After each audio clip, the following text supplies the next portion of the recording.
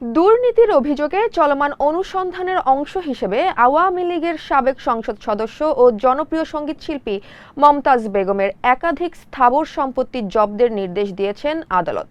ঢাকাসহ মানিকগঞ্জে থাকা এসব সম্পত্তি জব্দের আদেশ দেওয়া হয়। দুর্নীতি দমন কমিশনের আবেদনের পরিপ্রেক্ষিতে এই সিদ্ধান্ত আসে। এতে তার বিরুদ্ধে চলমান অনুসন্ধান আরও নতুন মাত্রা পেল। এ নিয়ে বিস্তারিত থাকছে প্রতিবেদনে।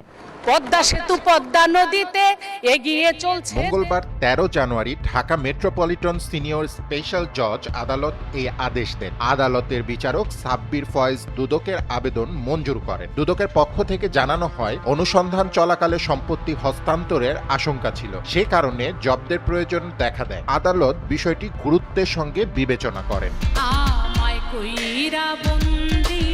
আদালত সূত্রে জানা গেছে, জব্দ হওয়া সম্পত্তির তালিকায় রয়েছে ৪টি বাড়ি। এর মধ্যে রাজধানীর মহাখালী ডিওএইচএস এ একটি ৫তলা ভবন রয়েছে। মানিকগঞ্জের সিংগাইর উপজেলায় রয়েছে ২টি দোতলা বাড়ি। এছাড়াও মানিকগঞ্জ সদর এলাকায় রয়েছে একটি ৪তলা বাড়ি। এসব স্থাবর সম্পত্তি আপাতত বিক্রি বা হস্তান্তর করা যাবে না। তেমন একটা নেত্রী আমাদের, যার তুলনাই তো আসলে কারোর সাথে হয় না।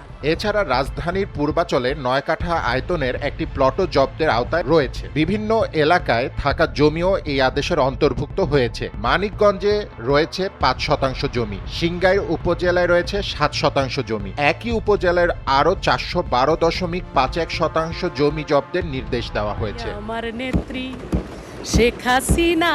তবে সব সম্পত্তি জব্দের আওতায় আসেনি। আদালত মানিকগঞ্জে অবস্থিত একটি দোতলা বাড়িকে জব্দের বাইরে রেখেছে। এই বাড়িটি পৈতৃক সূত্রে পাওয়া বলেও উল্লেখ করা হয়েছে। দুদকের আবেদনে বিষয়টি স্পষ্টভাবে উল্লেখ ছিল। আদালত সেটি বিবেচনায় নেন।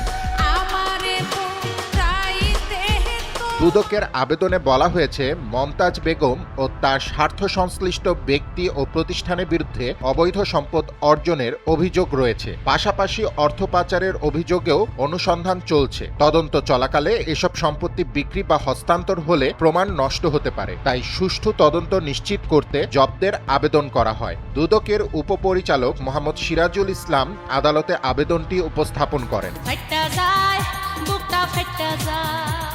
আবেদনে আরও বলা হয়, পৈতৃক সম্পত্তি বাদে জব্দ হওয়া সম্পদের ঘোষিত মূল্য ১১,৮১,৭৩,৫৮৪ টাকা। উল্লেখ্য, গত বছরের ১৩ মে রাজধানীর ধানমন্ডি এলাকা থেকে মমতাজ বেগমকে গ্রেপ্তার করে ঢাকা মহানগর গোয়েন্দা পুলিশ। বর্তমানে তিনি হত্যা চেষ্টা ও দুর্নীতি সহ একাধিক মামলায় কারাবন্দী রয়েছেন। সুখে থাকার স্বপ্ন দিয়ে। ফুয়াদ রোহানী খান, এনপিবি।